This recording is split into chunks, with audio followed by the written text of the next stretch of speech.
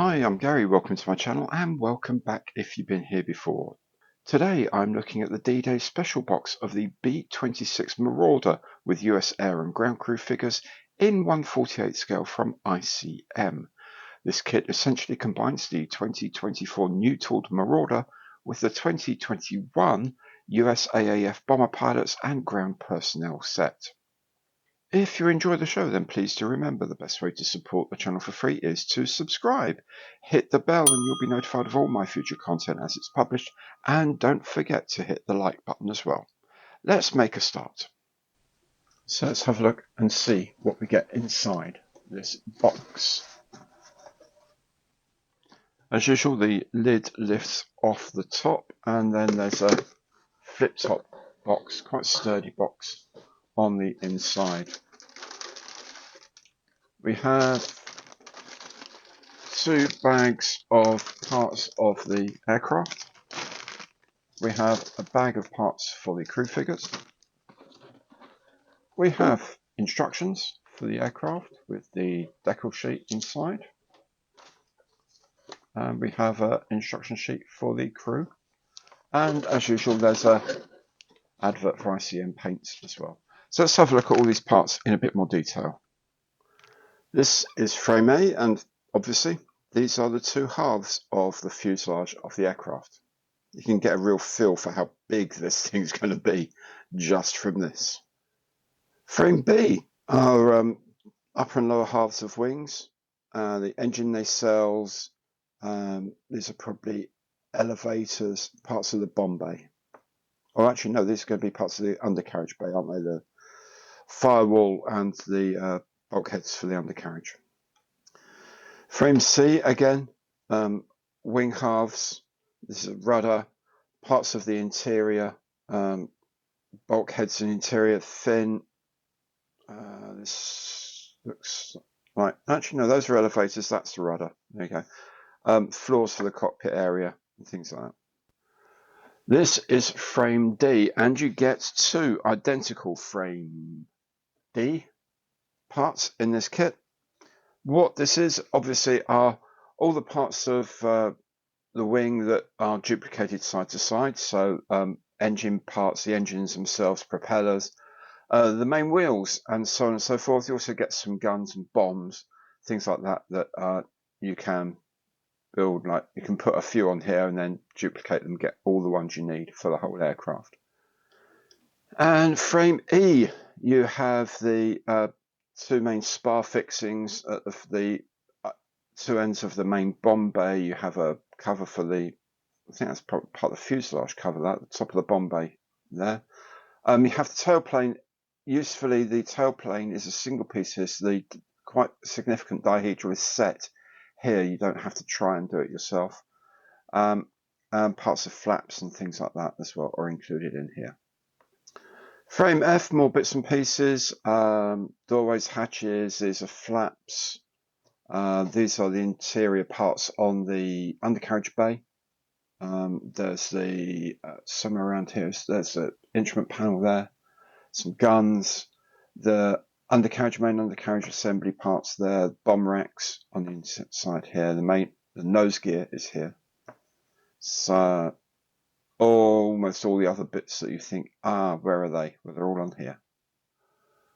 And then finally on frame G, for the grey plastic at least, all the other tiny, teeny little bits and pieces, the sort of the operating system for the bomb bay doors, if you're going to have them open, all the sort of things, or racks and whatever. All the bits and pieces for the interior of the cockpit, some of the gun sights here, that's got bent slightly. Yeah, it's got bent slightly. We'll have to fix that. Yeah, all the little bits and pieces essentially are in here. Then frame H are all the transparent parts. Slight variations here. You won't need all of these parts obviously because there's only one type of nose for this type of aircraft. I believe there are 2 different types. There are options maybe on the windshields, I'm not sure. All of the gun turrets are here, windows and whatnot. The mouldings of this kit, it's a brand new tool, so as you imagine it should be, it's actually pretty sharp. The panel lines are not overly recessed, which is quite nice. I do wonder whether you would see more in the way of rivets on a thing like this, which I suspect you would. So maybe if you're going to be really sort of picky, you would say, well, I'd like some rivet markings on this as well, please. But otherwise, generally, the mouldings are lovely, very clean, very sharp. Yeah, there's a few bits that annoy me. Like here, you've got these three tiny little blobs, and they're on the other side, so they belong there. Don't know if they're supposed to be lights or areas, whatever. When you put these two halves together, unless you get that absolutely spot on first time, you're going to need to sand around those, and those are really, really not even like a millimetre tall. They could be extra bits, three tiny little nubs of plastic maybe, or they'd be moulded across the seam on one side, moulded across the seam, so it sort of sits on top of the other half when they go together, and then you wouldn't have to worry about that, because I suspect a lot of the time those are going to go missing. Anyway, maybe that's a thing that judges at competitions will look at. Have they got those three little blobs on the back just in front of the tail? But I'm not entirely sure mine will by the time I've finished doing it. But then I'm not an expert modeler, as they're so keen to say. Yeah, I mean, they look lovely. The mouldings still look nice. The interior is moulded with detail as far as you're likely to actually see any detail. If you're not going to see any detail, they haven't bothered moulding it, which seems fair enough. They also haven't cleaned up some of the ejector pins. Some of them have. You're going to likely to be able to see the ejector pin, then it's cleaned up. If you're not likely to see it, it isn't, which is good. I mean, it's a sensible way of doing things, to be honest. But yeah, they're very functional, very clean, very nice. And they'll take some shading, some weathering quite well, so that if you are going to look inside, then you're going to be able to see it all, which is good. Also, like when we look at some of these really small pieces, they're moulded very nicely, very cleanly, very crisply. This gas bottle, gas jar thing here, very nicely, very cleanly done. All these very little bits are all, beautiful. There's little shackle holes there in the eye there. That's all very clean and very obvious. Yeah, they're just very nicely made. But again, this is a new mold, remember. But even so, some people get a new mold, they can't make parts that look right, and these do. These look so sharp. It's beautiful. Look at that. Tiny little triangular mounting block at the end there is rendered, and the pin that goes through it. Very nice. But then that's kind of what you expect at this scale, 1/48th. That's part of the engine system there, I suspect. All very clean, all very nice. That sort of thing just picks up dry brushing really well, makes it look very authentic. Then there's a frame of parts for the crew figures. There's 5 figures here. There's an engineer with his screwdriver. There's an engineer kneeling down. There's the presumably captain of the crew. One of the crew members with his parachute harness on and his parachute pack in his hand. And another crew figure here. Looking close up, the pieces are really nicely moulded. ICM figures, I know I say it every time you probably see them, but I really like ICM crew figures. These are 1/48th, remember. So these are nicely moulded, nicely detailed. This chap's got his full harness on, plus his Mae West already. Obviously, either a slightly nervous flyer or someone who gets in a position where they can't easily access their escape equipment if they get into trouble. But yeah, nicely moulded, no flash that I can see anywhere. Things like the screwdriver on this technician's arm, very clearly seen. Yeah, very nice set of figures indeed. And then onto the decal sheet, ICM's own decals, of course. First glance, the colour looks okay. I think the yellow maybe is a little undersaturated. I'm not entirely sure, but it just looks a little under to me. But once it's on the kit, then maybe it just looks right. Sometimes, you look at decals and things on here and they just don't look right. You put them on the kit when they're in around another color, and then they look absolutely spot on, because the color we perceive is also governed by the colors around it. So my perception of this yellow, for example, may well be affected by the blue that's around here. So maybe I should get a grey background for color judgment, sort of visual judging of color like this. Anyway, to me they look pretty good.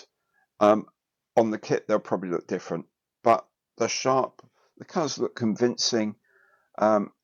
And we'll have to have a closer look in to check out the actual sharpness and, of course, that all-important registration. Okay, we'll start off here with the instrument panel. This is our standard. Let me get the pencil out. There we go. Standard 0.5mm pencil. As you can see, they look okay. They'll look fine on the instrument panel. Yeah, the markings generally look pretty good. These ones in yellow, I'm going to guess those might be bomb markings. They're a bit difficult to judge because they're sort of palish yellow on a pale blue background. We'll see when they go onto the bombs how well that yellow shows through. On this Nose Art Lady's Delight, that all looks very good. The mission tally here looks nice and clean.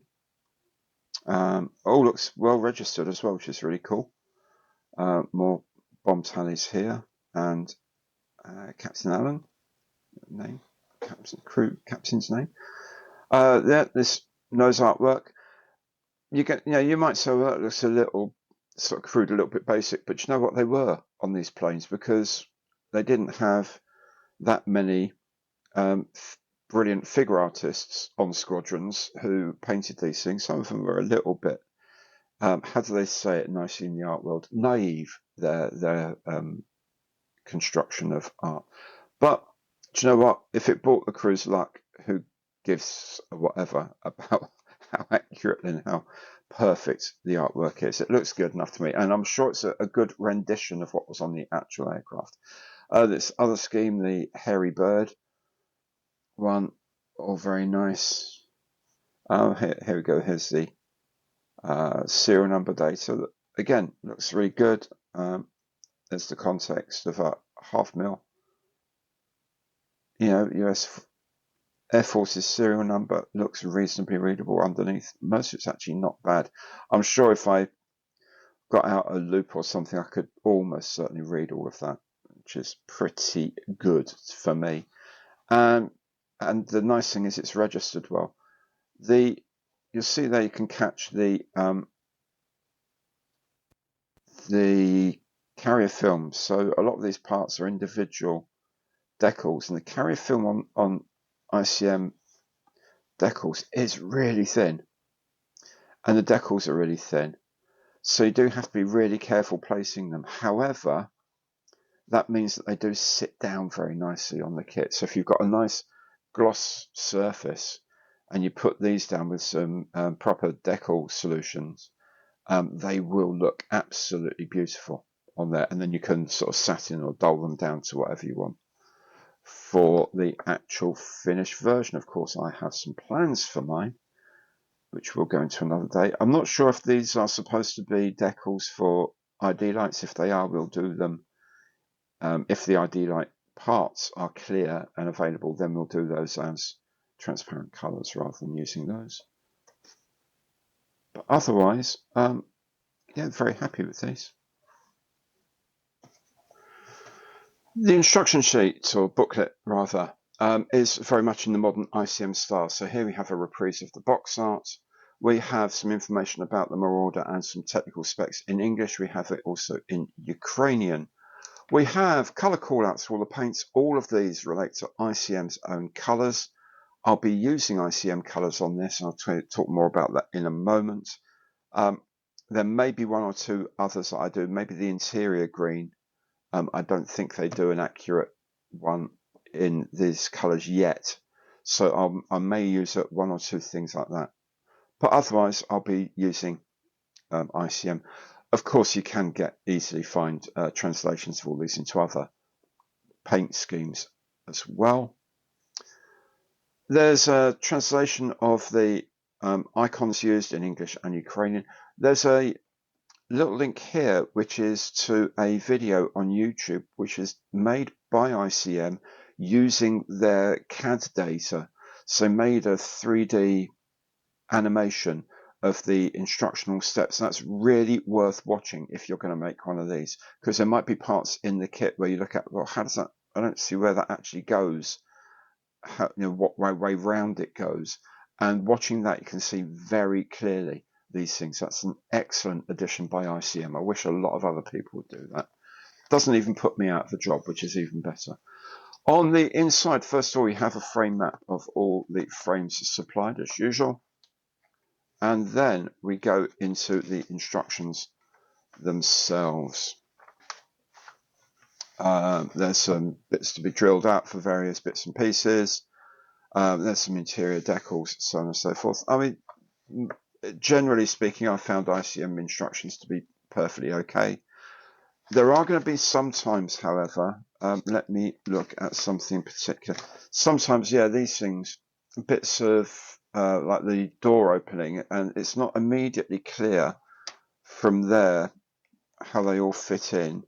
And then when you look at the next page, when it's actually completed, it's still not that clear. So that's when these 3D animations are really useful to help you figure out how things go and exactly where they go. That's very, very clear on the videos.